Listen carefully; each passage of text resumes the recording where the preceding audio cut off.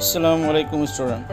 चूड़ी cross road lower primary municipal Urdu school जमात चाहरूम की ई लर्निंग क्लास में आपका खैर मकदम है। आज का अपना मजमून है उर्दू। उस सबक का नाम है जो एक नज़म है, एक घोड़ा और उसका साया। तो आज हम इस नज़म के एक घोड़ा और उसका साया के सवाल और जवाब लिखेंगे, पढ़ेंगे। ठीक है, चलिए तो फिर स्टार्ट करते हैं। सबक नंबर 13, एक घोड़ा और उसका साया। एक जुमले में जवाब लिखिए। सवाल नंबर 1, घोड़े में क्या ऐब था? जवाब, घोड़ा अपने साये से बार बार बिदकता था। सवाल नंबर 2, आदमी ने घोड़े को डरपोक और नादान क्यों कहा है? जवाब, घोड़ा अपने साये से बिदकता था जो कि इसी के जिस्म से बनता था, इसलिए इसे डरपोक और नादान कहा है।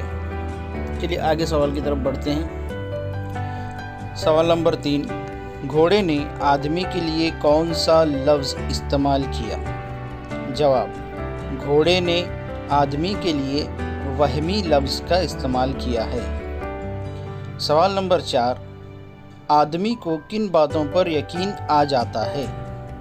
जवाब, आदमी को अनहुई बातों पर यकीन आ जाता है। मुख्तसर जवाब लिखिए। सवाल नंबर 1, मालिक अपने घोड़े से क्यों खफा हुआ? जवाब, घोड़ा अपने साये से डरता है, इसलिए मालिक अपने घोड़े से खफा है। सवाल नंबर 2, घोड़े ने मालिक को क्या जवाब दिया? जवाब, घोड़े ने कहा कि मैं तो साये से डरता हूँ, आदमी तो इस कदर वहमी है कि अनहुई बातों पर यकीन करता है, ख्याली भूत से डरता है। तो बच्चों, ये थे एक घोड़ा और उसका साया के सवाल जवाब। अल्लाह हाफिज़, टेक केयर, बाय बाय।